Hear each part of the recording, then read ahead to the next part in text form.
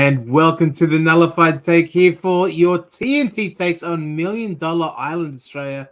My name is Kahuna, and I'm very lucky to be joined this week, of course, by my main man himself, the Wonder Boy himself, the Great White Hope, M-U-C-K-and-Y, M-U-C-K-Y. It's Mucky, folks. Thank you so much, Kahuna. I always look forward to your amazing positive intros. It fills me up with energy and so much positivity, you know? Thank you so much. Imagine if we're going to have a second season of the show, what I might come up with then. Yeah, exactly. We are here, of course, folks, to talk about $1 Million Island, Australia. It is the finale episode. We've got our crowned winners, I guess is the appropriate. There's no one winner to win it all, but before we get to that, we do want to send a big shout out to people in the chat already.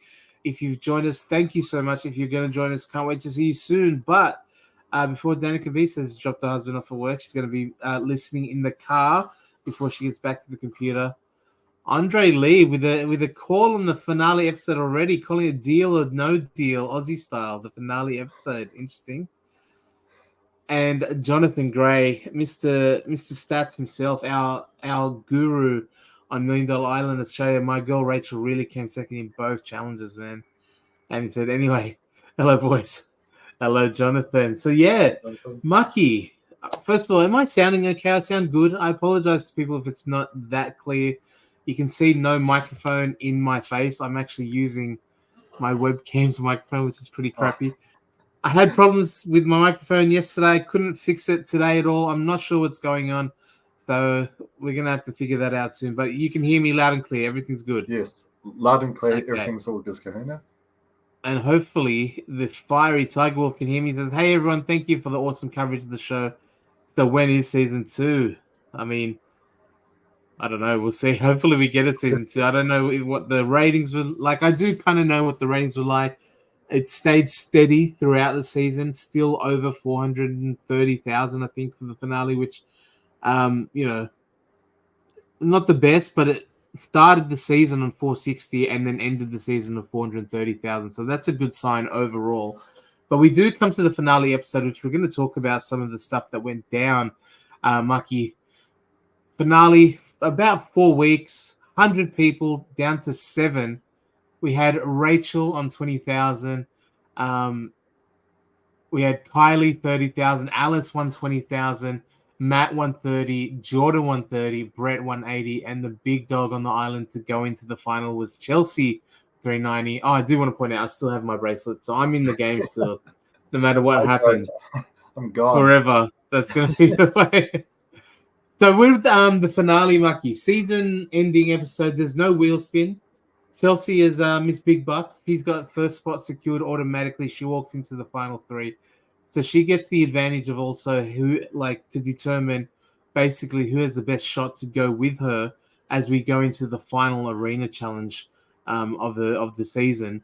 And basically by going into the final 3, she's got the power to decide the placement in the challenge. So interesting the way they kind of play out, because we've said from the start that unlike other games of similar style, again, the relationships, the friendship equals fortune and you get to see who picks where, what your connection with is, and interesting. So the way she ended up choosing it was she made Matt go first. Yeah. Right. So the challenge in this one is that they have to stand on balance on a rope with these blocks that look like they cause all sorts of pain. We're seeing on their faces, like it did not look like a comfortable situation at all. Similar to what we often end up with on Survivor as the final challenge is usually the endurance torture rack, some sort of device to inflict as much pain as possible on human beings, then capture it live for our entertainment. It's always tough watching those endurance ones, because there's ones where it's like it seems so simple, like just stand there, but as they're describing it, like it's like standing on Lego. So normally when our foot touches Lego, we like jump in the air. So imagine having to intentionally like press your feet down on Lego. Like, nah, that's just rough. It's like even just being on the rope itself causes, you gotta like I'm surprised you didn't see, how you get that from Yeah, yeah, yeah, with the yeah, exactly. overcompensating. You just Yeah, and that's what I was looking forward to. yeah, But I guess I thought the challenge matched the magnitude of the event. It was the final challenge. It was the one that went for a long time. It was torturous. It was painful. And it also, I think they're taking a leaf out of Survivor's book a little bit with those challenges. It gives good poses. Like the way they it had to does. stand on Yeah, it, and like you get the torture rack, almost like the crucifix type pose, the yeah, Jesus yeah, pose. You get to see them in pain and that sort of thing, which is always interesting. So Chelsea has the decision here on who goes first and in what order they step onto the blocks. The logic being the longer you're on the blocks, the harder it's going to be for you. The shorter time you have in the blocks, the easier it's going to be for you. And we see that again, the the relationships and the connection plays out here.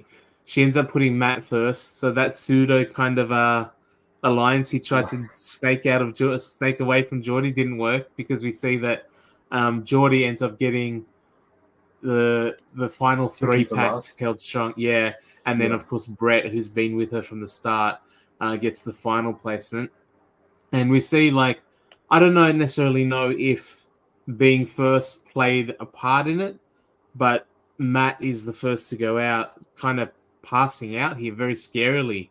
What did you think of the yeah. challenge here? Oh, it was a really intense challenge, wasn't it? Like you could tell like how hard the challenge was, especially with the hot sun. They've been starving; they don't have much in them. So it's definitely a real nail biter, and you kind of saw everyone struggling, especially Brett. Like I thought he would have been out way earlier than what he was, but now Mad Dog Brett, he still had on tight. But yeah, I felt really sorry for Matt because you could tell he had so much more to give to that challenge, but just Yeah, he said he was still feeling fine, and he just happened to pass out, which is always scary when you see someone look. And of course, they're going to keep fighting because they did have, as our man Voltinator points out, one player will win a share of $1 million. Volt, welcome, buddy, welcome. And there's oh, Rachel balls. just talking about All right, sure. that final challenge, Rachel. The torture challenge, if you will, and they similar to Survivor as well. They decide they're probably going to stay here a while. We need to start ramping it up. 2 hours in, they ramp up the difficulty. They go, instead of 2 feet, let's do 1 foot. Yeah, 1 foot on one torture device in the middle. And at that point is when they start dropping pretty quickly. Matt had his pass out moment, but then Brett, followed by Kylie. Alice is devastated when she goes off. And then it ends up being Rachel and Jordan battling it out. 2 hours 15 goes past. So another 15 yeah, minutes when it's on 1 foot. And they have to up it again, one hand only. So 1 yeah, foot, one hand, and it's Rachel going up against Geordie and absolutely having I guess, a hero moment here. Like it's a pretty big um, challenge outcome for her to be going up against Jordan. She not only beat Brett, who's the villain of the season, she beat Kylie, who's been like the spiritual leader of Log and the mascot of Log Camp, and then a much younger former challenge winner in Alice. And Rachel's there with Geordie, the 21-year-old bloke who's won challenges as well and has been seen as a bit of a physical threat. And Rachel's there the whole way along with him. You know what I mean? Like a real yeah, shining hero moment for her. I thought. yeah. And she outlasted Matt, which that one challenge he did, he completely just smashed it out of the park. So yeah, really good, great job there, Rachel, for lasting like as long as you did. You did really, really well, and she was super close. Like who knows how long Yeah. Mad Dog Geordie had left in him. But ultimately, Geordie takes it out. He ends up, with the win, and it's a huge, huge win because automatically he gets into the top three, and he gets a chance at the end game, which we don't know what it is at that point. You know what I mean? Yeah. So, and there's some love from Volt, which doesn't come often to his fellow Islanders, Oh but no. Yeah. then it's to Rachel anyway. Rachel, I love you, Rachel. but why did you vote Brett? Yeah, yeah. I was just thinking that, like, We'll talk about that when oh, at the next bit. Yeah, we'll get to that because there is something there, I think. Yeah. Oh, and Rachel's saying, thanks for backing me, Jonathan, for the top 3. I hope you'll be proud of the episode. Agreed. I was thinking Survivor was prepared to be there for hours. The balancing on one hand, one foot got me. It was definitely hard. I can imagine. Yeah. yeah. No, really great job, Rachel. Really great job. So yeah, Geordie wins. Second place is assured. And then that's when Ant lets them know how they're going to get the third person into the final 3. And it's determined by a vote. It's social, it's connections the whole time. It's like, it's really interesting. And that's what Volt was actually saying here to Rachel. Yeah, there. Oh, about the vote. Rachel, I love you, but why did you vote Brett? So, yeah, we actually get to see the point here where Geordie's in to the final 2. Chelsea's in automatically. She's got the big bucks. Geordie's in automatically. He can see he's won his way in via physical challenge. And it's almost like the perfect tie-in for what we've seen the entire season, right? The person who's in charge is the person with the most money. They get the most power. The person who the physical challenge gets someone into the final, and then the social component gets someone into the final 3 as well, with a vote of who you want to go in. So I found that really fascinating to kind of capture the essence of the game in one little thing by having one be physical, one be social, and know that they're both equal because they both got there. You know what I mean? Yeah, exactly. And I mean, that's kind of been the theme throughout this whole game. It's like you got to be, like pretty decent at challenges, or like really good because only one person can win them at a time, and you have to be really social and form really good, strong bonds. Which for the longest time I never really understood. Right? It's like obviously you make good bonds in your camp, but if someone wins the wheel, they're not going to choose people from their own camp. So there's a chance it could be you. But it really does matter towards the end game, like your social connections and everything. So yeah, it was really fascinating. They played up on it the whole time. It's not a surprise either, right? Like the whole way through, friendship equals fortune. And we've been calling it that relationships every week. I've been saying it. Relationships is key. Relationships is what will get you far. And then it turns out they actually end up choosing via social connection, via vote, who's going to get into that final 3. And they have a chance to have their pitches. They're trying to persuade or buy a vote, I guess, or persuade them for the vote. And we get to see people being like very real here, including the big bad wolf Brett, where we get to see his motivation and how he really is like he wants to do environmentalist stuff and plant trees, which is amazing. When we get the edit of the bad guy, he's there obviously making connections, and all of them really are pretty touching. Alice has a story about getting bullied in high school. Kylie was kind of really heartwarming as far as admitting that she probably doesn't deserve to be there, that she's not about the money, and that some people have other stories. And I found that component really, I guess, satisfying. And then obviously we know Rachel's heartbreaking story as well. I love that last episode she was referred to as a soccer mum. But in this episode, when she's telling her story, she called herself an oncology mum, and that what she's been through with her family struggles has been obviously very, very, building of her character and got her to this point in the game. So all of that was really like sweet, and I found like heartwarming and touching. And then, do you remember what Matt's story was? What his pitch was? Yeah, it's just like he's just young. He's got dreams. He needs a bit of money to accomplish them. It was so funny.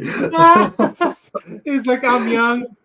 I totally want to be awesome later. Like, I've got the whole world ahead of me. And it'd be cool if I had a lot of money to do that. So I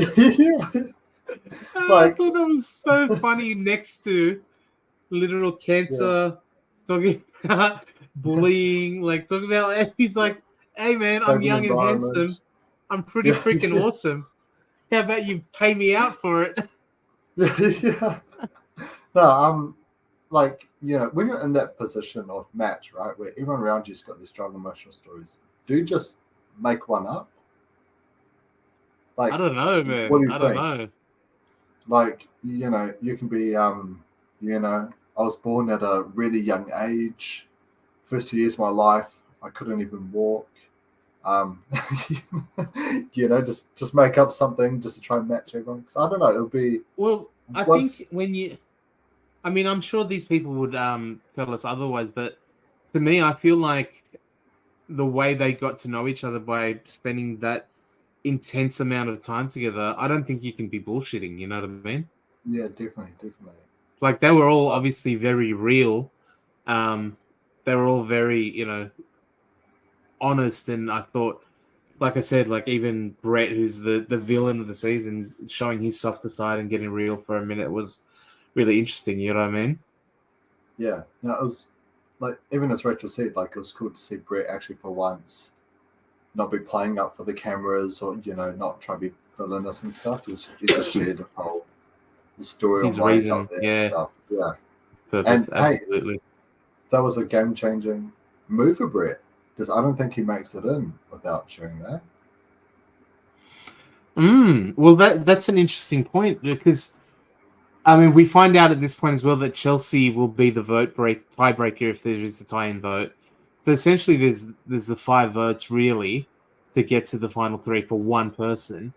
And when Volt sort of asked Rachel, why would you vote for Brett?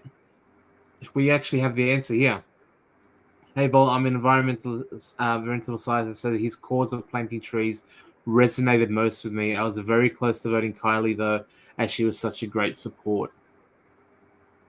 So there you go.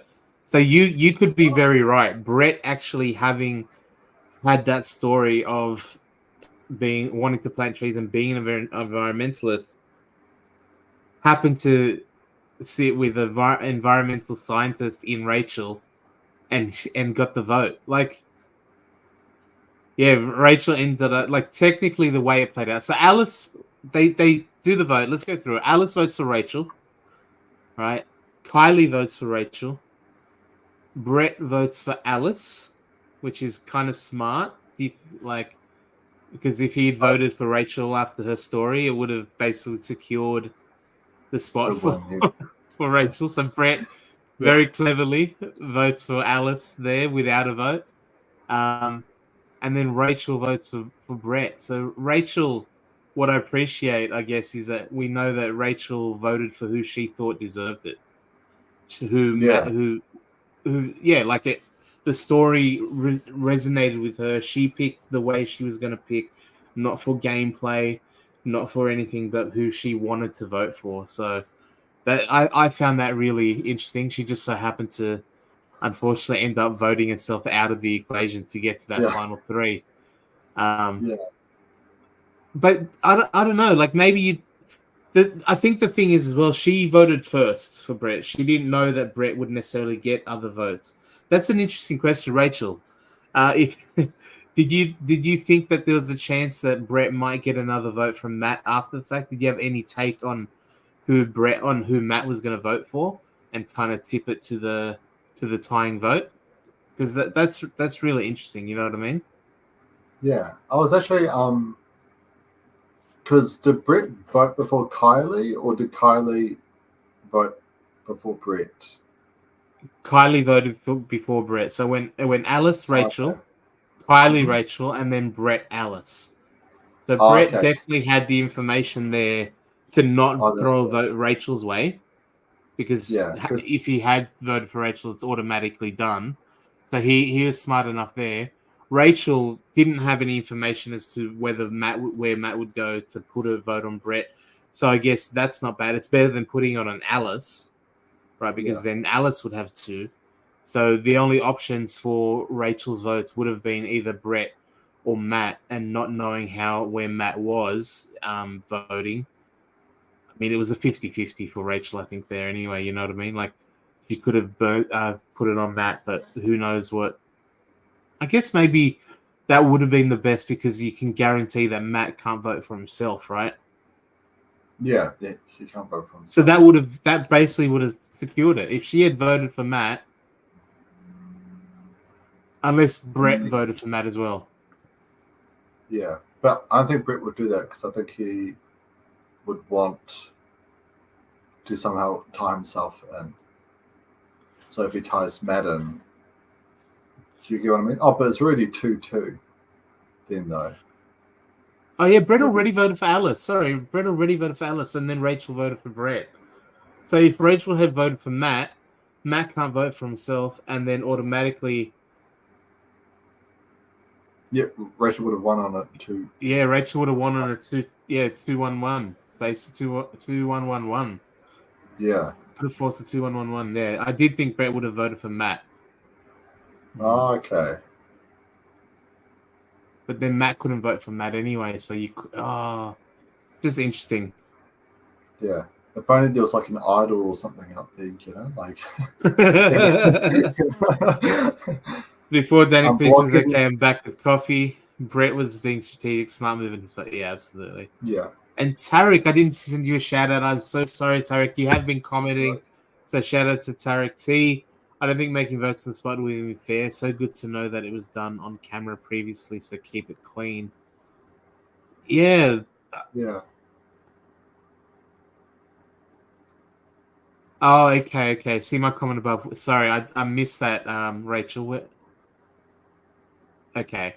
So she did confirm we had to go aside to the cameras and tell them who we were going to vote for privately before even lined up. Right. That makes a lot of sense. I guess making TV shows, they're pretty smart at it. You know what I mean? Yeah. Oh, that's actually, yeah, really smart. Yeah, so they've basically done their vote anonymously, not knowing the information of who voted before you and stuff. Yeah, that makes a lot of sense, Rachel. Oh, okay. Yeah.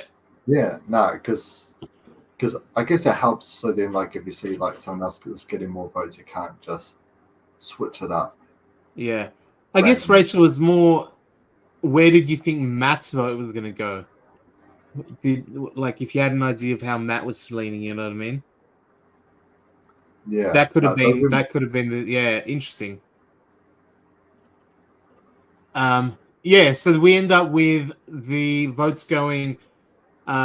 Alice, Rachel, Kylie, Rachel, Brett, Alice, Rachel, Brett, and then Matt locks it up at 2 apiece when he votes for Brett, and Chelsea has the deciding factor. With the big dollars comes the big power, big responsibility. I think that's what Spider-Man says.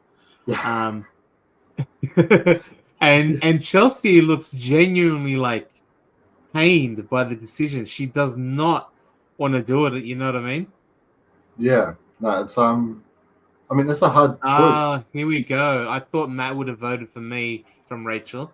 I helped him and Chloe make her rope. That's a very good point. So it probably was a good pick to vote for Brett, not if you thought that Matt was in your pocket as well. So I get that. Yeah, completely. Yeah, and just going back to earlier, like it must be quite hard for Chelsea to make their decision because you've got like a mate, you know, you've been with this entire game with, you've been like the top dog with him for so long, but then you've also got Rachel, who's got such like a heartwarming story, someone who also really desperately needs the money, like, you know, like it was between like. And Matt, look at Rachel's heart, by the way. This is Rachel's heart. She's the one that got the choice against her, and she's sympathizing with the decision maker that she didn't, you know, that sort of thing. So shows how sweet a person Rachel is. Yeah. Would you have chosen Brett as well if you're in Chelsea's position? In Chelsea's position? Yeah, I think so, because I think what this says to us though, right, is obviously the edit. We know TV is TV, and the edit doesn't show us everything, because if the edit showed us anything, we'd probably get more revolt as far as personalities go. But the edit obviously shows us the villain, the bad guy who's giving really good quotes. He gives great confessionals. He's playing it up. But the people obviously saw something very different to what we saw because his camp really seemed to love him. And I thought it was interesting at one point while Chelsea's giving her little speech as to why she picked the way she picked, she actually said to Brett, "You've played in the limelight the entire time, even though I know you didn't want to." And that was one line that like sort of tweaked it. I was like, "Oh, like that's a really interesting thing to say. Like, how much did Brett play up what he was playing for the sake of his tribe, for being the target, the scapegoat, the main guy kind of thing that gets all the attention, but maybe the conversations he was having privately said otherwise, you know?" Yeah. I mean, I think it's hard when you're in Brett's position because right from the start, he had the most number of bracelets. So all eyes are on him, right? So he kind of has to play up like this whole sort of alpha player type guy, you know? So I think, yes, I think we sort of put into that position from the start. And then obviously he had to choose a camp versus camp and whatnot as well. I think it's very hard to escape the limelight when right from the start you're having to make some big, massive decisions. So, yeah. So who knows? Maybe if Brett was not put into that first ever challenge, we would have seen a completely different Brett. Who knows? Tarek said here, I think Chelsea and Matt voted like I would have. I always want to reward the best game players. And Brett was the Richard Hatch of the season. He came to play from the Yeah. moment he landed on the beach, and he deserved to be in the final, he said. He said, I never thought Brett was a villain. He was just being straight and honest about his thoughts, but he never struck me as rude or evil. And I don't think he was, Tarek.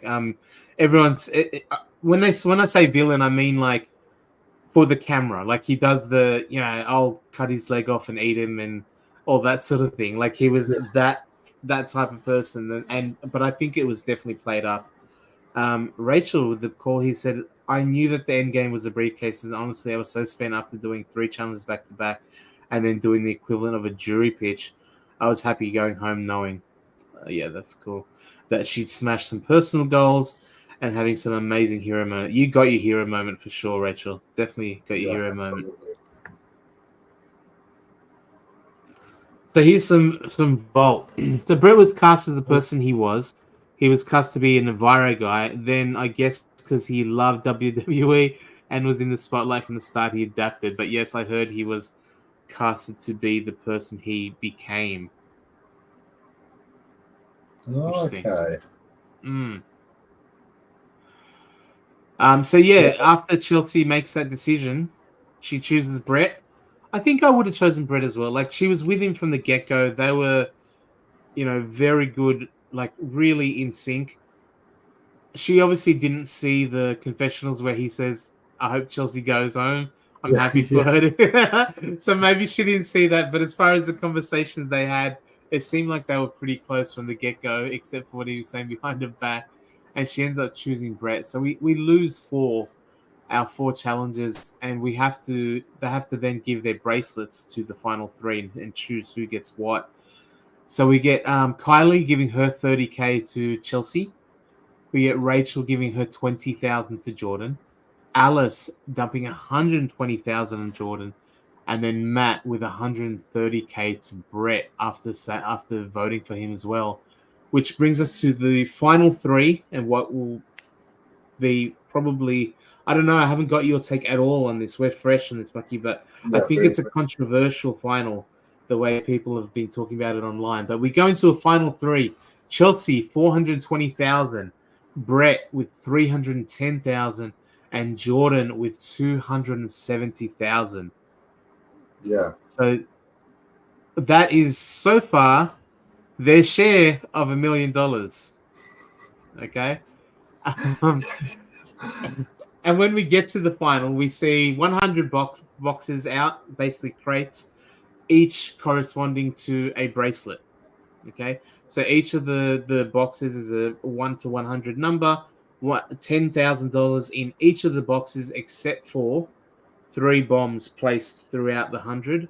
And the allocation of boxes is based on the number of bracelets on their wrist. So essentially, Chelsea had 42 boxes out for her, in front of her to pick from.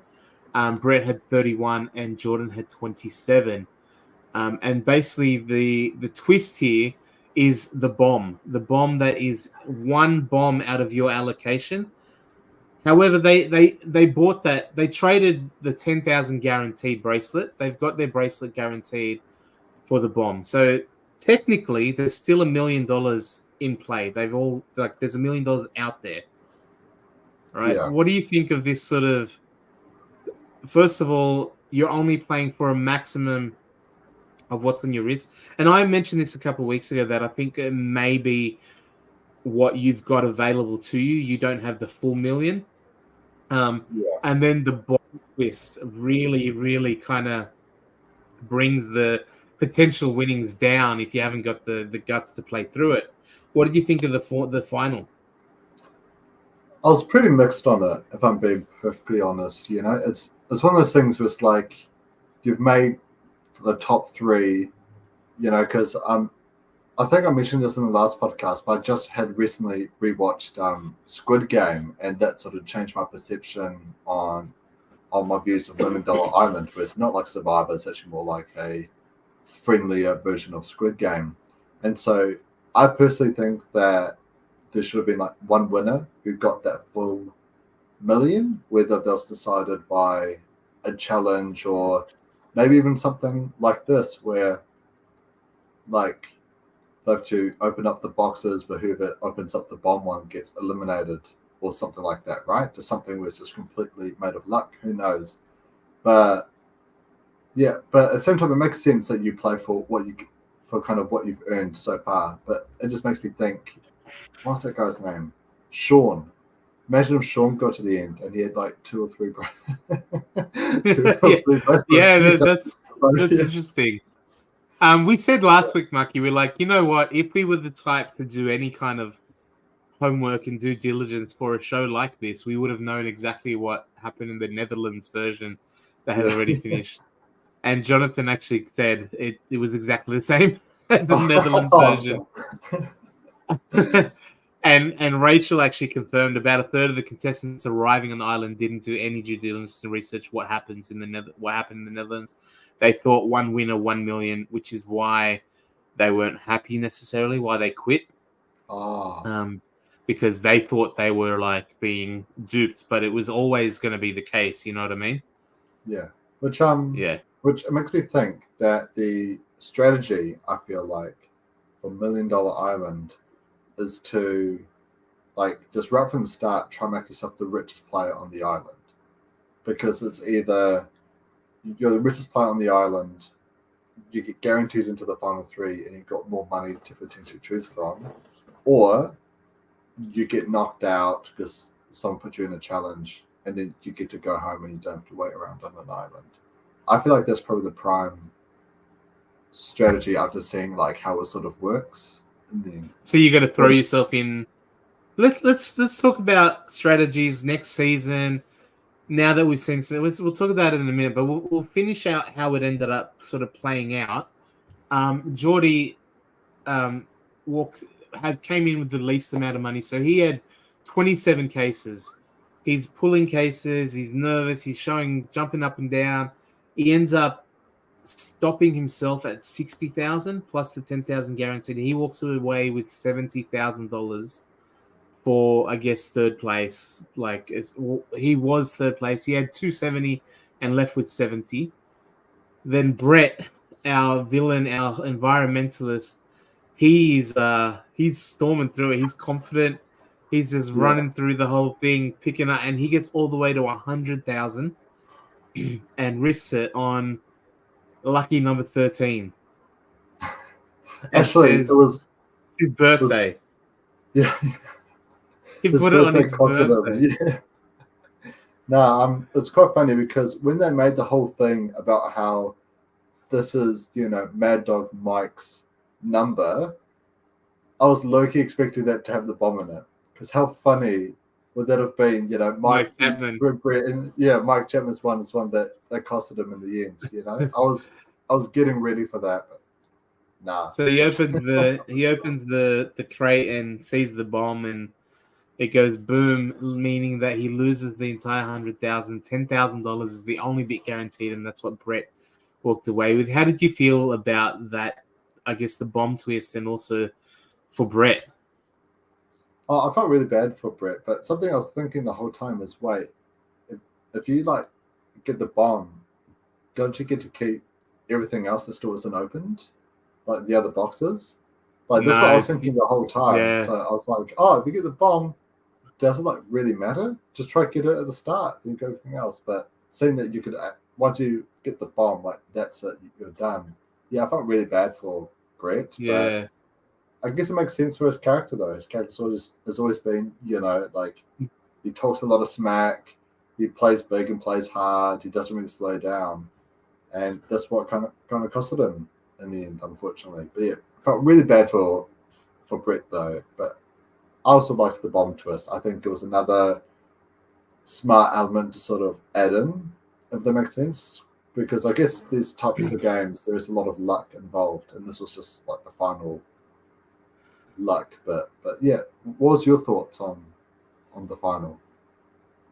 I've said this a number of times. Like, one of the things that you struggle with a new show like this is because we have other shows to compare it to, especially ones that aesthetically look very similar in Survivor, right? The whole island thing, and even beyond the island thing. You have, when you're on an island, like the structures are made out of bamboo, and the challenges all look very similar. And stuff. It just has that island feel to it. But I kept trying to convince myself and tell myself that it's a different game. And when you get in your head that it is a completely different product, you start to appreciate it for itself a little bit more rather than in the light of other games, comparing it to other games, other shows.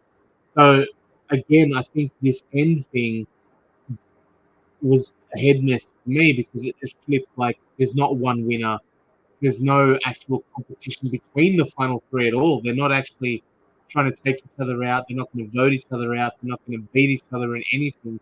If you're the final three, then you have every chance of winning your maximum amount because of what's on your bracelet as the other person.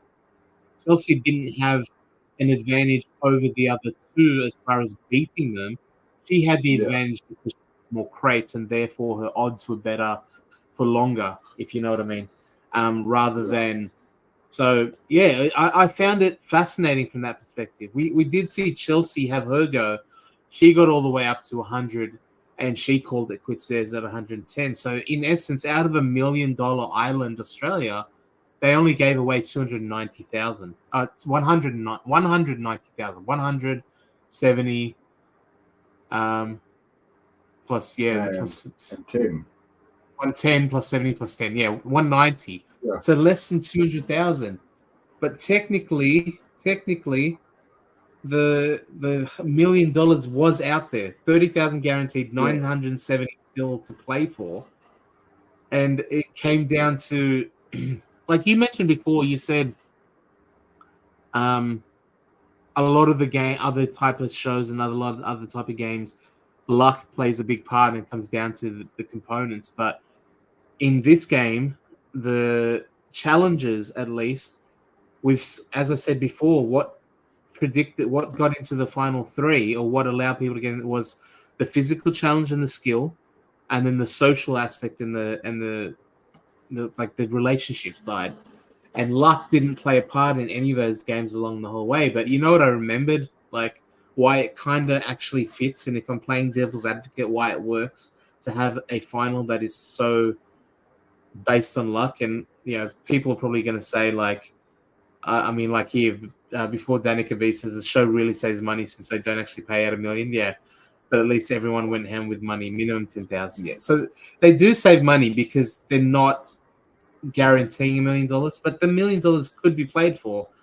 So we've got the social aspect, huge, the entire way through the entire game. Mucky, social and connection and networking and the feels plays a huge part. And then your ability, physical skills, competition side plays a huge part. And one thing that played a huge part from the get-go as well, we talk about luck, was the wheel. That determined yeah. power, that it was part of it, right? So we have the physical, we have the skill, we have the relationship, and luck was built into the equation. It's always been part of it. It's like it's literally a roulette wheel determining who gets the power in the game. So to have a final where we have the person with the most money get in, which should be technically a combination of the physical and the relationship if they've been gifted bracelets and won them. Then we have the person getting in for the physical. We have the person getting in for the relationship. And then to tie it all together, we've got the giant gamble that is Million Dollar Island Australia and the big wheel of basically picking your things until a bomb comes out or having the balls of steel to keep picking as the odds it keeps getting worse and worse. I found it fascinating. It's not Survivor. It's not one winner. It's not I took it out. I'm the lone champion. I beat you. It's a different game altogether, and if you get okay with that, it starts to feel a little bit better to you. Yeah, nah, absolutely, absolutely. It's like, yeah, something that I think has taken a while for me and probably for you as well is accepting that Million Dollar Island is a different show, because I think it's so easy to compare it to so many other shows because there's only one like it, and we obviously didn't do our homework and watch the Netherlands one. So all we could do is compare it to everything else, but the Netherlands Million Dollar Island. But I feel like once you've like accepted what it is, I feel like it's a great show on its own. Yeah, I thought so too. And we ended up with essentially two winners: Geordie with 70,000, and Chelsea with 110,000, and Brett with the consolation prize of 10,000. But across the season, we've talked, and a lot of people have complained about not getting to know people before they quit, and all that sort of thing. But we ended up with a final three, and really a final seven that kind of we did get to know, and we saw that the editing actually did give us what we need, especially for this final three. Really, for a long time, Brett from the get-go, Chelsea a little bit later, but played a very big part in the show, being the big bucks, and Jordan played a huge part in the show as well. So it ended up giving us what we needed as far as understanding the end game and the end story throughout the entire season. Yeah, definitely. But I think as well, it's like, I think I was talking about this with Chris as well on one of the podcasts we did, but it's a thing where it's like the edit is based around the challenges, not about like the storytelling of getting to the end, right? Like we always saw Brett because he was just entertaining regardless, right? He was always giving us like, the shit talks about everyone, like either in the challenge or at the camp and whatnot. But for majority of the people, we only saw them if they had gotten the power or if they had something to do with the challenge, right? And that's how every episode was structured, right from the start to the very end. And so I feel like with the players we had left, we had, Chelsea, the only player who put herself in the challenge and won. And then we had Mad Dog Brett, who was the underdog right from the very start. We had Jordan, who, was literally starving to death. He's won 2 challenges, then won the wheel literally the following episode. So obviously he had a big sort of story around that. Matt, who's sort of Geordie's big rival, and obviously Alice and Kylie, like we've sort of seen them throughout, and Rachel as well. She got her I think it was last week was when she really popped off, or was it the week before? The spear, winning the spear episode was the spear, that's right. Yeah, that was like a big episode for Rachel. So I feel like we got to know our final 7 mostly because of like more recent challenges, if that makes sense. And it's hard to sort of accept that when we're so used to other shows, but I feel like once you sort of accept this, how it's like that's how the show likes to edit the episodes, I feel like it's much easier to kind of see it in a different perspective, if that makes sense. Yeah, absolutely.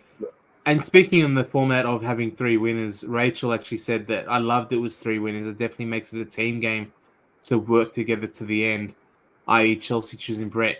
And Jonathan did confirm that, like Rachel said as well, Alice and I giving Geordie his bracelets. There's no way you can go far without friends.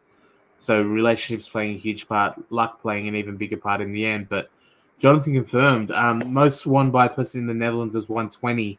So we were pretty close to it. Most total was 210. So pretty much par for course. So they can call it that's pretty clever actually. They can call it $1 Million Island and they can go, hey, there's $1 million out there. There's definitely $1 million there. You just have to pick every single possible one right in order to maximize across 3 different people. Yeah, it's very limited, but there's certainly $1 million up to play. It's just that no one ever can come anywhere close. But really, like 110 for Chelsea, 10 for Brett is hard, and 70 for Geordie is not bad for second place. In Australian um, reality shows, that's not a horrible price. And they could have Yeah, gone higher. Like, I was asking my wife when we were watching it, when do you stop? Like, if you've got Chelsea's 42 cases, right? So the first case, you've got a 1 in 42 chance of getting, so like a 2% chance or something of hitting the wrong one, right? But yeah, the thing about the game is the more crates you open, the worse your chances get of hitting it, but also the amount of money becomes less and less of a percentage of your current pool as well. So it's yeah, what do they call that? Degrading returns, or like it gets worse and worse as time goes on. So if you yeah, open one case, right, you got 10,000, you go to open another case, that's 100% increase for essentially a 2.5 to 3% chance of hitting a thing. So the money, okay, I'm a big poker player, Mucky. Like I'm one of the poker players that isn't like, oh, I saw you move your face, and I'm just got a feeling about. I actually kind of try to do the maths and can work yeah, out odds and stuff. So it's like, okay, there's a 5% chance of me winning here, and I'm only increasing my money by 4% chance, a 5% chance of getting hit here, and that keeps going up and up the more crates you open. So the more you open, you've got a worse chance of staying away from a bomb and less money being added to your pool percentage wise. So it gets worse and worse to keep going. When you've got 42, how far do you go? yeah. It's hard, right? Because it's like I feel like it comes to a gut decision on the day, because like even Geordie, like he was saying how I really want to keep going, but knowing my luck is not going to keep going well, right? So I feel like it comes down to a gut decision at the end of the day. With me personally, I'm a massive gambler. Like not like actually gambling, but I love to gamble, but I lose my gambles every single time. So, So so you like would I have need to been, work on you, I mean, I'd be happy with 10K. 10K is pretty good. yeah, 10K is very good. Just keep No, going. but I would have just kept on going and going until um yeah, until probably like a weird feeling inside me would have been like mucky, like stop being mucky, start being Michael, and like and just pull out. So I kind of yeah, really enjoyed the that psychology of it, that aspect of it, because like I mean, Chelsea did 10, so she still had 31 to 32. I think it was 31 boxes left. So 1 in 31, she's essentially got like a 3.5%, 97% chance of being fine for one more. yeah, Like that, you hear that's it. crazy. You hear Yeah, it and you go, 100%, or 97%, I'm taking that. 97% chance of yeah, safety, right? But when you have $100,000 sitting on a tray in front of you, and you know that's what's up for like risk, it just adds this level of like um magnitude that you and I are not used to and have no way of fathoming a bet of that size. You know what I mean? Like I know it's 97% chance safe, 3% chance of a bomb, but that 3% chance means I lose $90,000 in one go, or $100,000 in one go. That yeah, psychology adds a whole nother element, which I find completely fascinating. You know what I mean? yeah. It's very, very interesting. So that brings us to the end of season one, $1 Million Island Australia, Mucky. We had three three winners at the end because Brett still won money. We had 100 people whittled down to three. We had a lot of people quit at the start. We had a lot of people win our hearts with their stories, with the way they played this game. And overall, we had 13 episodes, 7 weeks of a brand new format for Australian TV. What do you think of Million Dollar Island Australia season 1? Do we want a season 2? Yeah, I would love to see a season 2. I think it's a show where it's still new, but now that since we've seen the first season and we know how it works, and like other people know how it works too, I feel like the next lot of contestants would probably be a lot more strategic about certain things. I feel like people would be willing to take more larger risks and what is his name? Is it Jaden? The guy, the brother Jaden and from Jason, Camp? Yeah. Yeah, like both of them. yeah, like I feel like we get more risk takers like them, who are more willing to go against the entire camp, right? And so yeah, I feel like if there was season 2, there'd be a lot more like strategy to like on it. How about you? Like, would you like to see a season 2?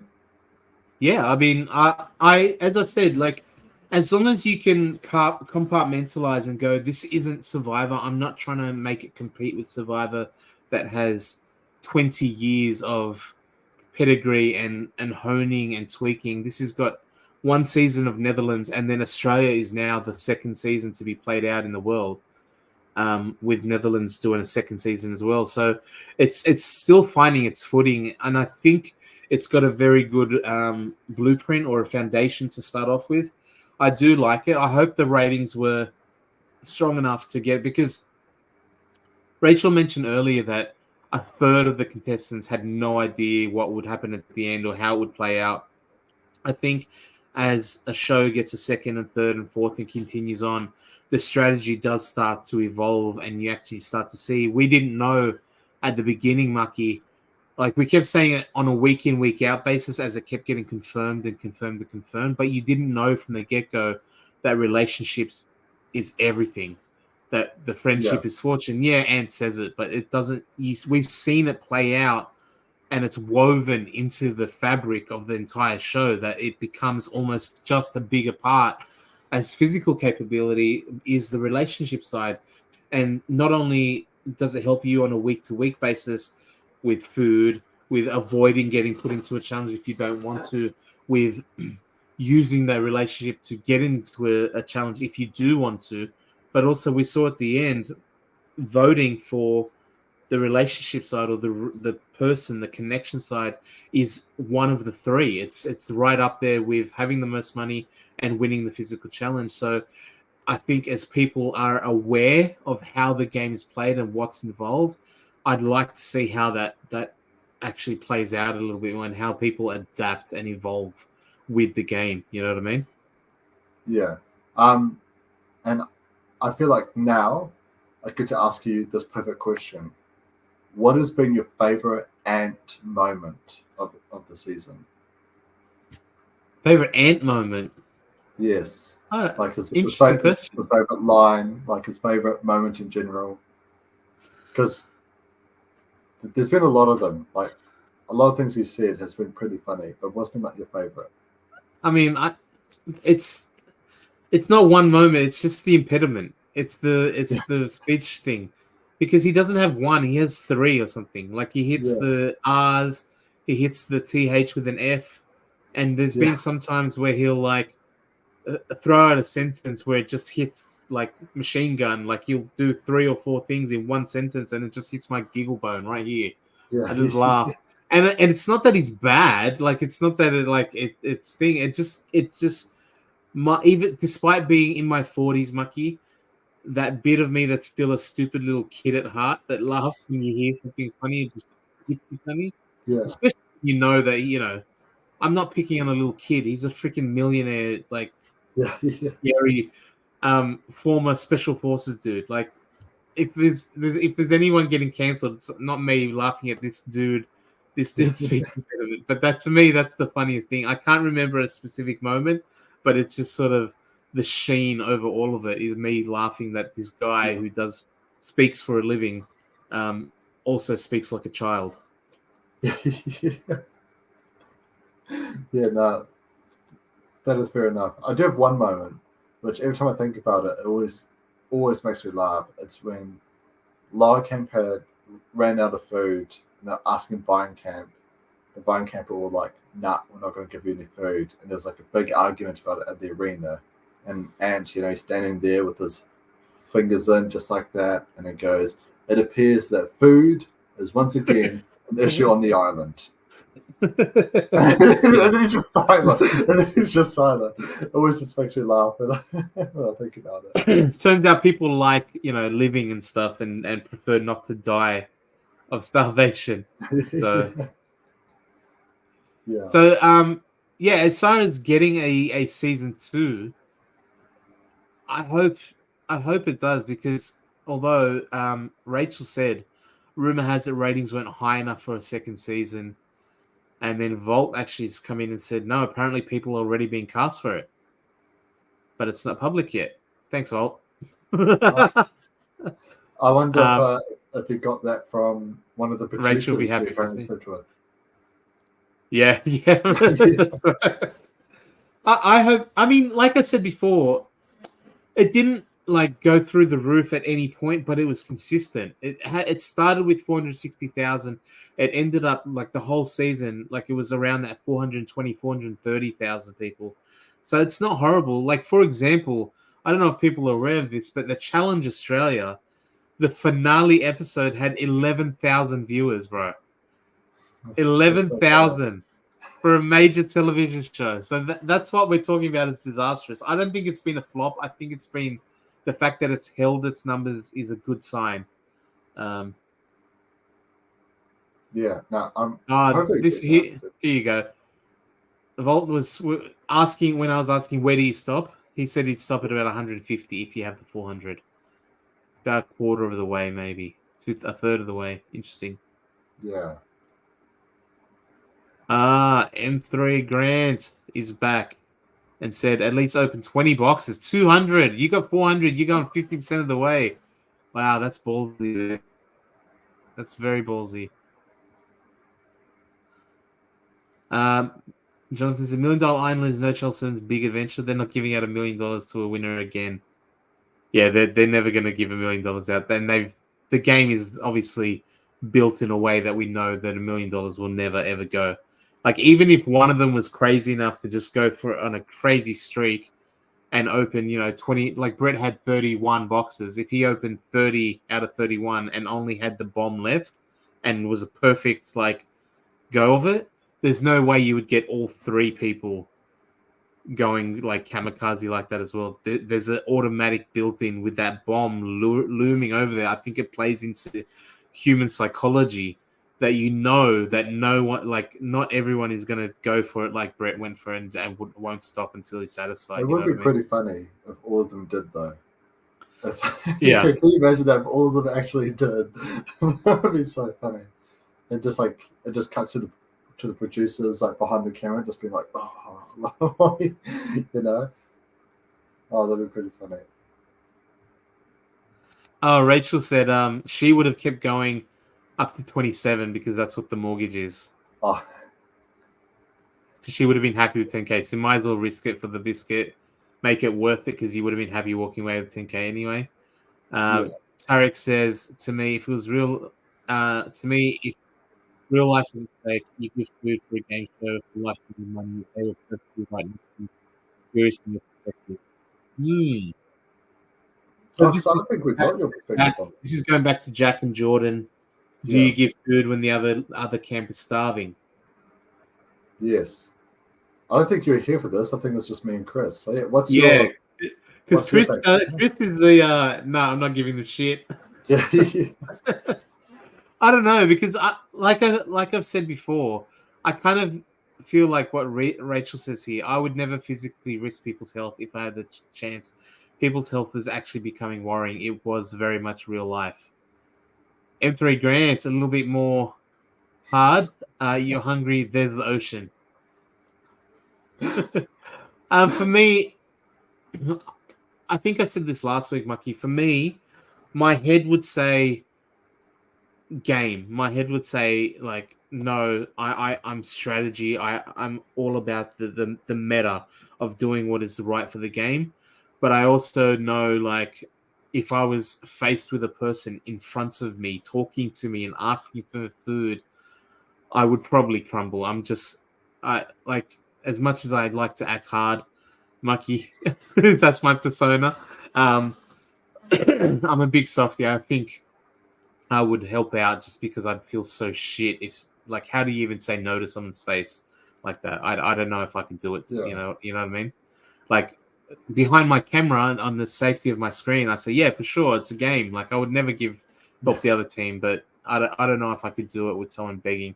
I know it's not literally life and death in that they should and could quit at any point if they're not, able to, but that's my stance. What was yours again?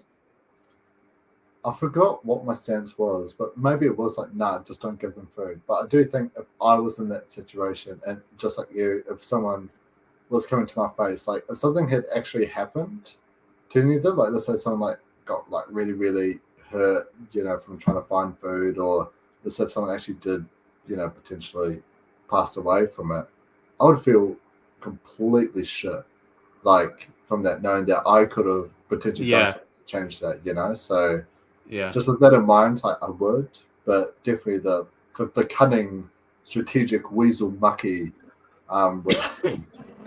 would would not give food. The heartwarming Michael would. So yeah.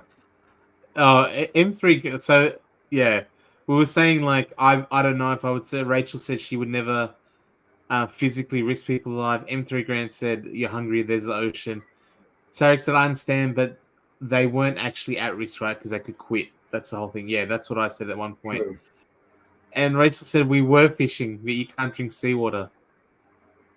When there's a will, there's a way. Isn't that the old saying, like, water everywhere, let's all take a drink when you're in the middle of the ocean? Like, that's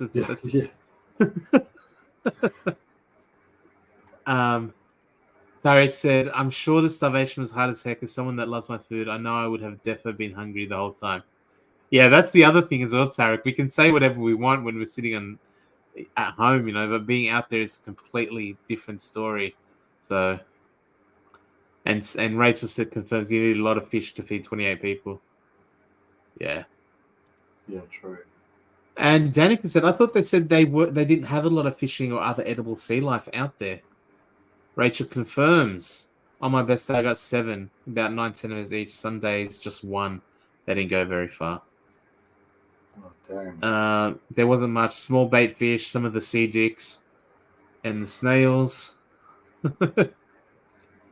Yeah, so, I mean, interesting. But overall, I definitely want a season 2. I like having a show in our rotation that's not Survivor, that is something different, and I hope that it grows and see what it becomes. What would you like to see change in the show, and the chat as well? What do you want to see in season 2 that would make it a better product for people to get into? Well, like, yeah, this may come to a shock to a lot of people. Well, actually, probably not, because everyone knows I say that my opinions is very different to what the general public is. But in Survivor, I love non-elimination episodes, right? And I think with Million Dollar Island, they definitely could have used a couple like non-elimination episodes here and there, just for us to know the cast a bit more. Like just show like just 1 hour split up between the 3 to 4 camps, just showing what like life is like, some of the conversations, some of the other strategy that's going on behind the scenes. Because obviously we've chatted to a few of the contestants and they've shared some of the strategy that's going on behind the scenes that didn't quite make it to the screens. So I think just having that extra hour of just getting to know the contestants who like may not be going into the challenge, it would yeah, I guess it would be quite good knowing that like just more people kind of as the show goes on, because it means the people who quit or the people who do get put into the challenge, it's like, oh, I don't want that person to get eliminated, whereas it's always episode by episode. It's kind of like, oh, okay, they get screen time, they're going into the challenge, they might get eliminated. But yeah, that's It's what like, I personally like shows like that are very long serial shows. They have what they call the monster of the week or the bad guy of the week. Yeah. Like, it's the episode, like, obviously, like a season of, say, for example, like Law and Order, there might be ongoing plots throughout a whole season. But usually it's one episode contained. Here's the bad guy this week. We caught him. We finalized it's done, and then there's another bad guy next week. Or like when on like Buffy or something like that, there would always be the bad guy this week, the monster this week, the thing that got unleashed this week. But there's an overall plot for the season, and they kind of do that a little bit. Like there's ongoing plots throughout the entire season. Like we kept in touch with Brett, we kept in touch with Carla. As we got introduced to it, Chelsea and Jordan, they stayed really in our limelight throughout the whole thing. But then you did have the episode of the week or the people of the week that, this is the episode and it's self-contained. So it kind of has that format where there is a little bit of peppering where we get to see the people that will count towards the end. But then the individual episode also has their standalone people that you need to sort of look at and worry about. You know what I mean? So interesting. Yeah. Some suggestions for season 2, what we would like to see change. Jonathan said 1 wheel spin a week of TV, wheel spin an arena 1 episode, and survival elimination the next episode. Oh, okay.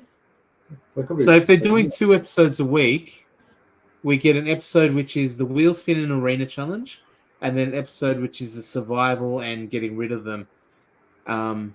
And what that would mean is, without cramming all of that into 1 episode, we maybe get other bits of camp life, things behind the scenes, some of the alliances that were made, some of the relationships of when we actually do get to see the elimination of people leaving and giving their bracelet to someone. Maybe we have some shown insight as to why they gave the bracelet, as opposed to them just saying, I gave them our bracelet because we were the closest and we have no idea who either of them are. Maybe if they did it, they didn't rush or try to cram in challenge heavy as much, you could get a little bit more camp life. What do you think? Is that right, Jonathan? Yeah. Actually, he says live feeds. Oh my gosh, live feeds on an island. That'd be rough. I think there's 2 people that would watch that, Jonathan. You, and then a lot less than you, but maybe the next person in line, me. There's no one with the obsessive brain, Jonathan, that needs to have the 100% live feeds like you, just to track every single thing that happens, for sure. That'd be great. What else do you think? What would you change in this season? What did they do well? What did you like about the show? Oh, I liked that there's something really fresh, really brand new. I loved how, like, the survival challenges were probably like the favorite part of the show for me, because it was something that was like really about survival, if that makes sense, like how to make a good spear, shelter, how to keep a fire going all night without even using, like, you had your flint for the first hour, and then they got taken away from you. So I loved the survival challenges. They're probably the best part. Like I said, I don't think they telegraphed it as much, but like I said, when you view it from now that we've got a season completed and you can look at it with a little bit more of a wider angle view, it does make a lot of sense. And I do love, as I said, that what we see as far as the physical, the relationship, and the luck, it's all there. It's all interwoven. It stayed pretty consistent to itself. I wish it was a little bit more clear when there are some weeks they go, you can be saved this week. This week you can't. You're just gone automatically. You're done. That inconsistency makes it hard to plot out, at least in our head, viewers. Like the shock factor. It's almost like everyone's complaining about the most recent seasons of Survivor US, and almost because there's too many twists, there's too much luck factor involved, and it takes away the playing factor. We've already got luck being a factor when it comes to the wheel, and then at the end, the way the end game played out, luck played a huge factor. I would take less of the luck factor as to whether you can potentially be saved one episode to the next. Just because I got put in this one, I get saved. This just because I get put in this one, there's no chance of being saved. That sort of inconsistency, I think. I would say that's the case for me. Volt gave a suggestion: more condoms needed. Actually, a reason why the live feeds won't be a good idea is because they'd have to be rated R18 if you're watching the Vault. Yeah, they can't do that. Not with Vault out there. The cameras would be the whole thing would just be a sensor block, the entire live feed. Just be blood. Yeah. Jonathan's like asking finding Bigfoot. off the back. Is it off the back of the more condoms question with Jonathan asking? I want to know who Kia is. Yeah, who was Kia there? M3 Grant. Well, Kia, I think, was one of the reported 5. The Vault 5. Oh, okay. Mad Dog Roll. M3 Grant said you can do almost anything with $1 Million Island. It can be one thing one season and another thing the next season. It really didn't seem to have a real set of rules like Survivor. Well, Survivor didn't the first season either, right? It kind of developed its rules over time. And I think that's what we're going to start seeing, which is a fascinating process to be in from the start. You know what I mean? Yeah. It's Porn Dollar Island show now. Yeah. Well, maybe not with you there, not there next season. It might be a little bit less Porn Island Vault. If they cast no vaults next season, then maybe they won't run out of condoms in the first week, mate. Yeah. Or maybe. Rachel had spares, but then you threw a spear through your one, Rachel. So, as far as what I would add to it or change to it, I think you're right about the person side, the people side, getting to know a little bit more about the people that got to the end. Like when you think about it, though, the people even in the final 7, we were pretty familiar with a lot. You know what I mean? Like we've got like it really ramped up as the season went on.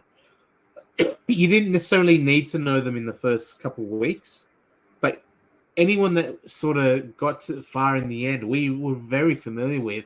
And one of the big things that people had a problem with this show was the quitting. And I kind of said early on, it definitely seems intentional that's built into the formula. This is the recipe for how this show works.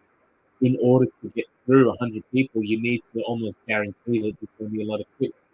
But the fascinating thing is, according to my man Jonathan's website, we didn't have any quits in number 22. So 22 in the so no quits in the last 20 people. 22 is a quit. And then before that, 28. The 28th person and the 22nd person.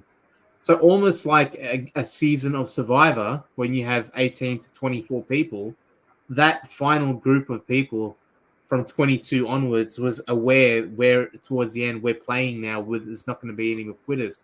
So it ended up being like, even though it's lots of quitters at the end, the final numbers was kind of what most of these shows have as a final number to play an entire season with. We just got it in the last 2 weeks. You know what I mean? Yeah, absolutely. But maybe the next season won't have 100 people. Maybe they'll realize actually 100's a bit too much. Because I could have probably just smaller. Because I think maybe they'll realize that, because since it's like the first showing of it, maybe they're expecting some quits as well to get through 100 people. But I feel like now people would actually know what they're signing up for, so there'll be a lot less quits. So the quits, though, interesting because I feel like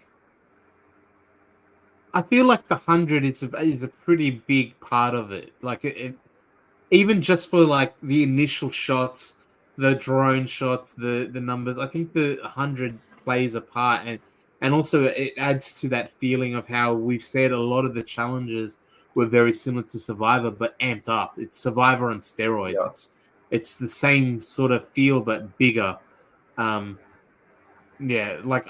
I thought that was. I don't think they'd get rid of the 100. It just gives such a good visual thing, and when you hear it, because so many people are used to Survivor, right? And then you go, it's like Survivor, but with 100 people.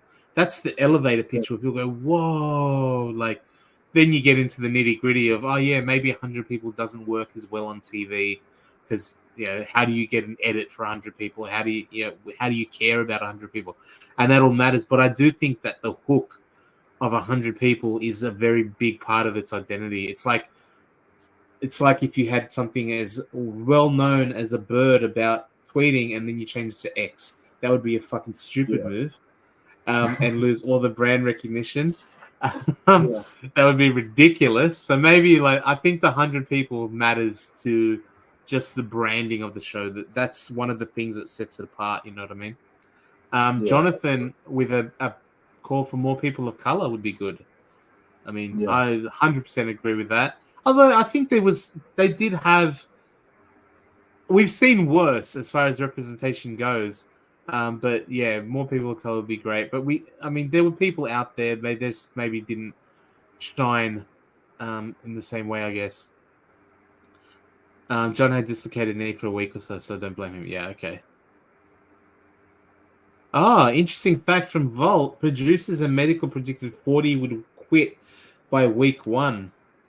So if they're playing into that and they want it to be that much, that means that the standards that we've sort of criticized about the food and the lack of medical care and potentially maybe taking that a little bit too far was very much intentional. Knowing and predicting that 40 people would quit in the first week is a massive number. Yeah. You know what I mean? Yeah, definitely. It just makes you think that if they're predicting that amount of people to quit, that's a good chunk of the cast. There's over a third of the whole cast gone by week 1. So I think if they did have a season of 100 people who knew what they're getting themselves into, maybe there won't be as many quits in week 1. There you go. Yeah, Jonathan confirmed only 2 quits in the top 50. So there you go. Because Jojo was actually medically evacuated, not a quit. Yeah. Yeah, and John, right? The guy who had dislocated. Yeah, that's right. Evacuation. So 2 quits in the top 50. It was such a big deal early on. People are quitting. I hate the quitters. Again, it was just one of those things that we're not used to it in other shows of what we've been fed and drip fed and forced down our throat like pate from reality TV shows over the years. We don't like it because that's what we've been told not to like about those shows. But when you have a show, it's like, no, we're designing a show specifically making you want to quit.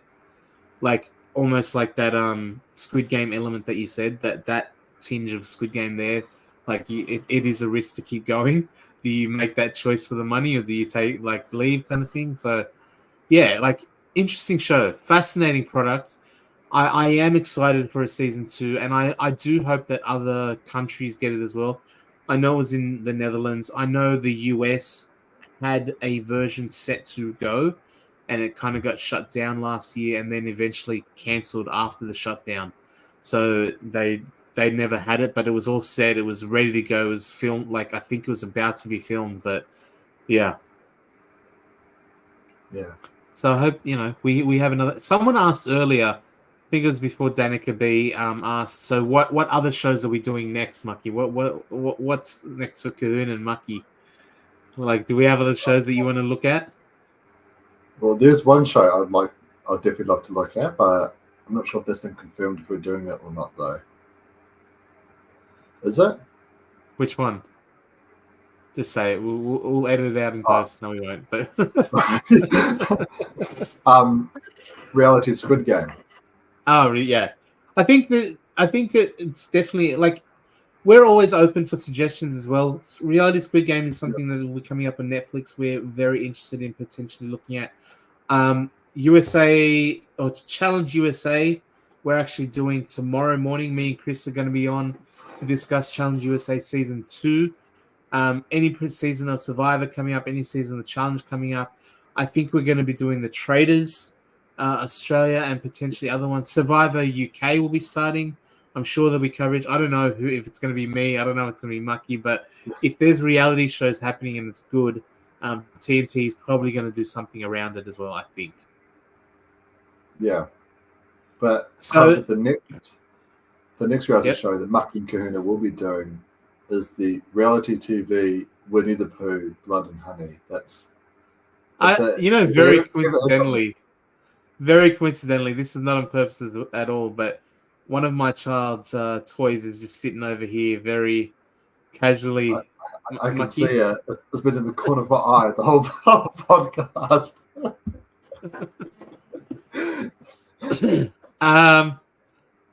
Danny Kavi, will the challenge you say be a regular Friday thing? I don't know, to be honest with you. I'm not sure when the regular slot will be, but we'll be covering it regularly, obviously, of course.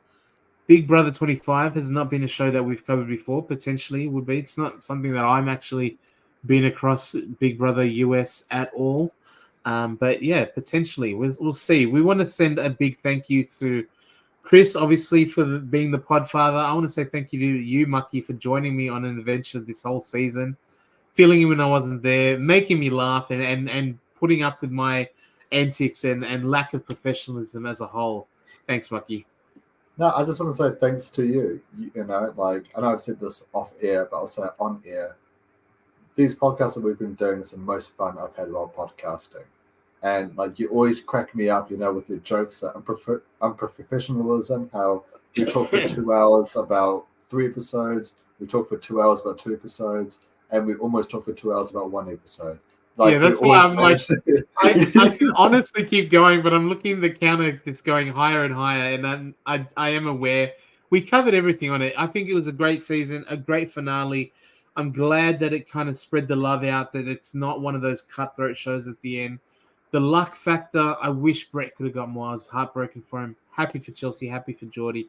One thing that I'm really happy about this entire show has been the chat the entire way through the season. Yeah. Not only having so many people that are fans of the show, but having the actual Islanders out here really changed it for us. Like, every episode we finish up, Mucky, and we just go, man, it was so good having them in there again.